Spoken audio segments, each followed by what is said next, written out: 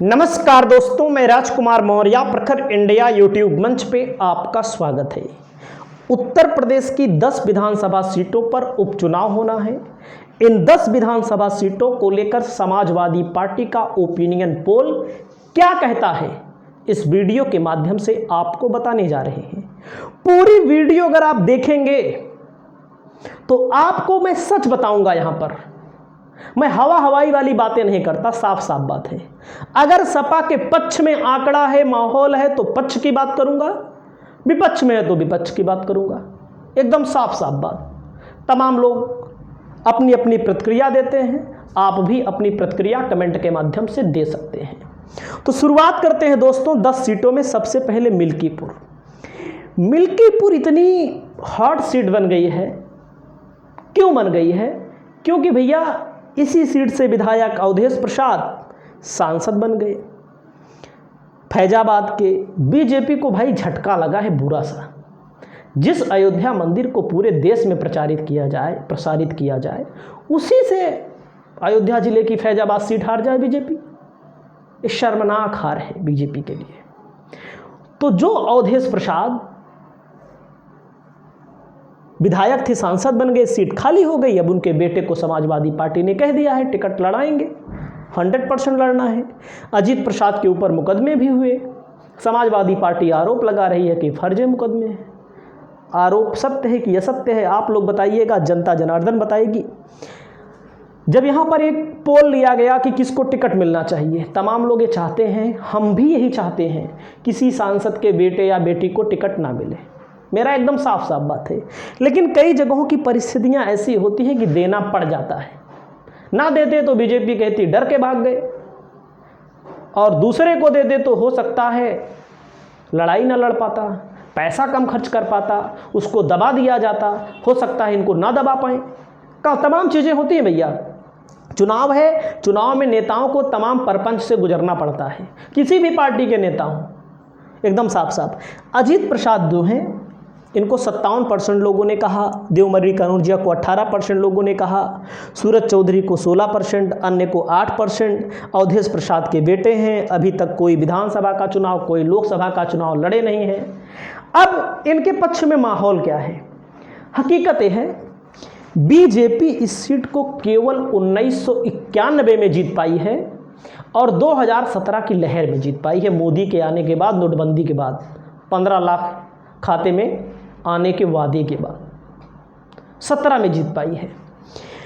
2022 में, 2012 में, 2007 में बीएसपी जीती है, 2002 में सपा जीती है, 1996 में सपा जीती है। कुल मिलाकर के समाजवादी पार्टी का वाकई में गढ़ है, हमारी बोली भाषा से नहीं। तमाम लोग कहते हैं सपा की तारीफ करते हो। सपा ने हमको क्या दिया है? जो सच है, जो पुराना इतिहास है, वही खंगाल के हम बता रहे हैं। यादवों का गढ़ कहा जाता है बीजेपी। याद रखिएगा, 1991 2017 में जीती है लहर में। लहर वहर कुछ है नहीं। और एक बात बता दूं, जो लोग विपक्ष को वोट दिए हैं फिर विपक्ष को वोट देंगे, आप देखिएगा। लड़ाई कठिन है, लेकिन जो लोग सपा को वोट दिए हैं और उनमें से अधिकतम लोग सपा को फिर वोट देंगे। ये आप तय कर लीजिए। अगर आप में से कोई सपा को दिया हो, अब सपा को नहीं देगा, अब भाजपा को देगा, तो आप लोग कमेंट करके ये भी बताइएगा। उनके नाम को भी मैं रीड करूंगा। यादवों का गढ़ है, 65,000 यादवों की आबादी है। अब आप सोचिए, पासी 60,000 है। पासी अपना नेता मानने लगा है, पहले से भी मानता था, अब और मानने लगा है, क्योंकि पासी समाज बीजेपी के साथ अपने आप को सेट नहीं कर पा रहा है। भले बीजेपी पासी को ही टिकट दे, लेकिन हमको नहीं लगता। ब्राह्मण 50,000 बीजेपी के वोटर हैं। मुस्लिम 35,000 है, जो समाजवादी पार्टी को हर हाल में बेचारा वोट दे रहा है, चाहे मजबूरी हो, चाहे जरूरी हो, चाहे जो हो। ठाकुर बीजेपी के साथ है। गैर पासी दलित बसपा के साथ भी रहता है, सपा के साथ भी कुछ आ जाता है, कुछ भाजपा के साथ भी चला जाता है। बसपा का जनाधार लगातार घट ही रहा है, आप लोग देख रहे हैं। और बसपा ने भी अच्छा प्रत्याशी यहाँ पर चुनाव लड़ाया है। चौरसिया 15,000 है, बैस से 12,000 हैं, मौर्या 10,000 हैं, पाल 8,000 हैं, अन्य 30 से 35,000 हैं। तो आप समझ सकते हैं, 2 बार उपचुनाव हुआ है, 1998 में और 2004 में। दोनों बार उपचुनाव समाजवादी पार्टी जीती है। विधानसभा चुनाव हमेशा सपा जीती है, एक बार बसपा जीत गई है 91 में और 1991 में और 2017 में। अब आप सोच सकते हैं, हमारा मानना है कि लड़ाई कड़ी है, लेकिन अजीत प्रसाद को अभी भी बढ़त है। अब कानपुर जिले की सीसामऊ सीट है। आप सबको पता है नसीम सोलंकी को टिकट मिलेगा। मैं कई बार बता चुका हूँ, ज़्यादा बात करना उचित नहीं है। इरफान सोलंकी की पत्नी है, इनके पति के ऊपर आगजनी का आरोप लगा और तमाम लोग कहेंगे आरोप गलत है, तो कोर्ट ने सही पाया है, तब सजा दी है। तो ज़्यादा नेताओं की चापलूसी करने में ध्यान ना देते हुए सही चीज़ पर हम लोग ध्यान दें। सही है कि नहीं? हम बताते हैं, हम समाजवादी पार्टी के लिए बताते हैं। लोग कहते हैं चापलूस हो, दलाल हो, फलाना हो, धमाका हो। हम कहाँ गलत कह रहे हैं भाई? नसीम सोलंकी के पति हैं इरफान सोलंकी, लगातार 3 बार जीते, उसके बाद 2 बार लगातार कांग्रेस जीती। 25 साल तो डायरेक्ट हो गया, भाजपा जीती ही नहीं है।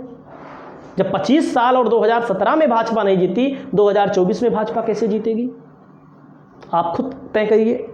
हाँ, जीतने के पीछे कारण है, सरकार है, सरकार का दुरुपयोग होता है, सत्ता का दुरुपयोग होता है। सरकार सत्ता में तमाम अधिकारियों का तबादला कर दिया जाता है, नाम कटवा दिया जाता है, तमाम चीज़ें होती हैं। इन सब चीज़ों से तिकड़मबाजी करके जब रामपुर बीजेपी जीत सकती है, आजमगढ़ आजम खान वाली सीट, जो समाजवादी पार्टी के मुख्य नेता थे, तो ये सब सीटें छोटी मोटी बात हैं।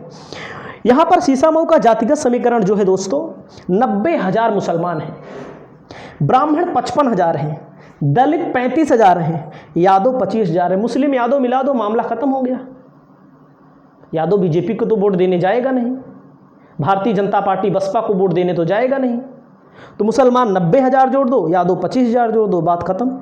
सिंधी पंजाबी हैं 3,000 हैं, अतिरिक्त 35,000 हैं, कायस्थ 20,000 हैं। तो कुल मिलाकर के यहाँ पर समाजवादी पार्टी और कांग्रेस मिला करके 5 बार चुनाव जीती है। बीजेपी के बस की बात नहीं है। लेकिन हाँ, मैं बार बार कह रहा हूँ, उपचुनाव है।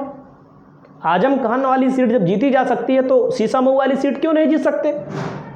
अगर वो तिकड़म अपनाएगी भाजपा, तो इसको भी जीत लेगी, लेकिन मुश्किल सीट है। अगली सीट है फूलपुर की, जहाँ से अमरनाथ मौर्य को सबसे ज़्यादा लोग पसंद कर रहे हैं। मैं दावा नहीं कर रहा हूँ कि इन्हीं को टिकट मिल जाएगा, बहुत लोग टिकट मांग रहे हैं। प्रेमचंद कुशवाहा मांग रहे हैं, धर्मराज पटेल मांग रहे हैं, और एक आध पटेल मांग रहे हैं ना, और मुस्तफा सिद्दीकी टिकट मांग रहे हैं। अरे बहुत लोग टिकट मांग रहे हैं, 50 लोग सपा टिकट मांग रहे हैं।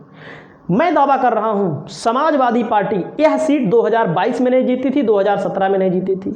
22 में इसलिए नहीं जीती थी कि मुस्तफा सिद्दीकी को टिकट दिया था, और आप सबको पता है मुसलमान को हिंदू वोट नहीं देता, यादव को छोड़कर, दलित को छोड़ करके। या बात व्यवहार है, बात अलग है, सबको पता है। उसमें कोई जातिवाद की बात नहीं कर रहा हूं, और वास्तविक बात यही है, मुसलमान हिंदू को वोट दे देता है।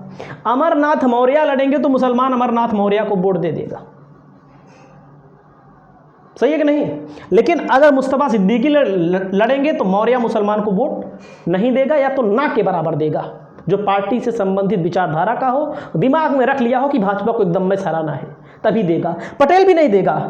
यादव और मुसलमान यहाँ पर बीजेपी को नाक को चने चबवा देते हैं। बार बार चुनाव हो रहा है। 17 में 2 मुस्लिम लड़ने के कारण नुकसान हुआ, 2024 में और 2022 में 1 मुसलमान लड़ा, केवल 2700 वोटों से चुनाव हारा। मेरा मानना है कि मुसलमान ऐसा नहीं है कि नहीं जीत सकता, टिकट नहीं देना चाहिए, सही है कि नहीं? सत्य ही है। अब आप लोग चाहे जो मानिए, हमको चाहे जो कहिए।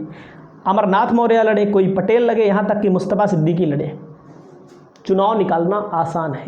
थोड़ी सी कठिनाई मुस्तफा सिद्दीकी या अन्य प्रत्याशियों के लिए मुस्लिम में हो सकती है, क्योंकि लगातार नैरेटिव बढ़ा जो जाता है बीजेपी के द्वारा हिंदू मुसलमान का, उससे।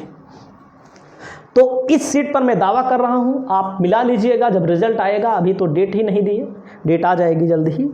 और इस सीट पर समाजवादी पार्टी का पलड़ा बहुत भारी है, बीजेपी के बस की बात नहीं है। और यहाँ पर यादव सबसे ज़्यादा हैं भैया, यो हम बता दें आपको।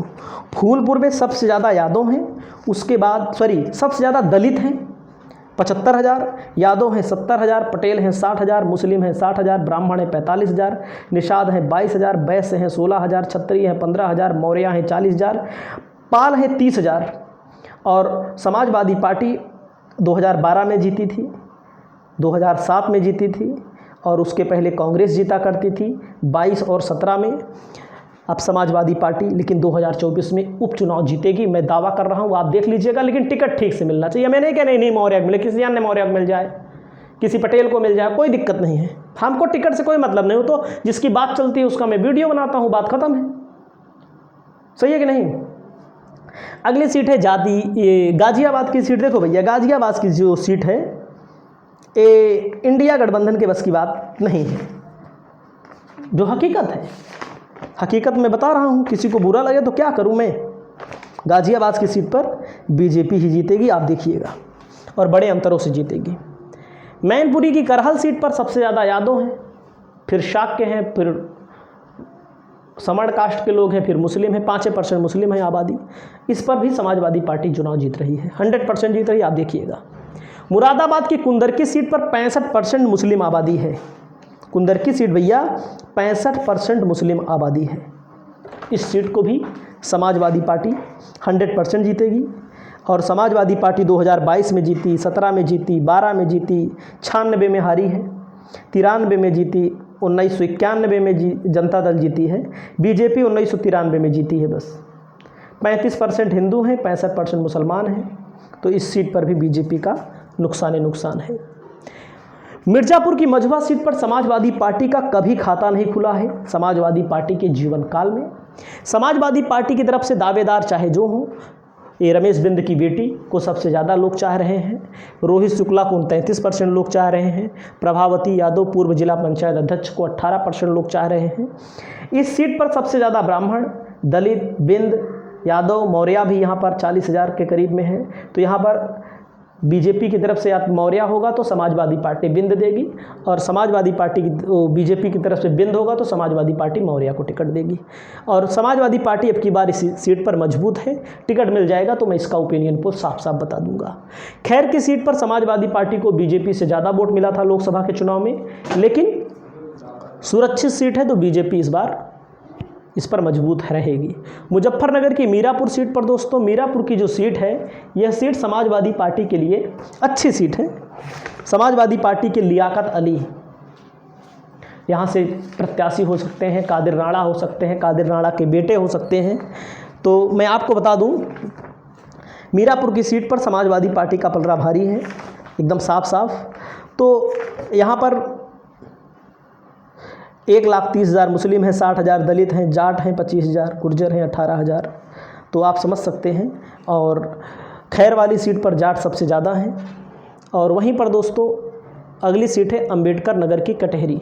कटहरी सीट पर लालजी वर्मा की पत्नी को सबसे ज़्यादा 39%, शंखलाल माझी को 24%, भीम निषाद को 22% पसंद कर रहे हैं। लेकिन यहाँ पर भीम निषाद को भी टिकट मिल सकता है, शंखलाल माझी को भी मिल सकता है।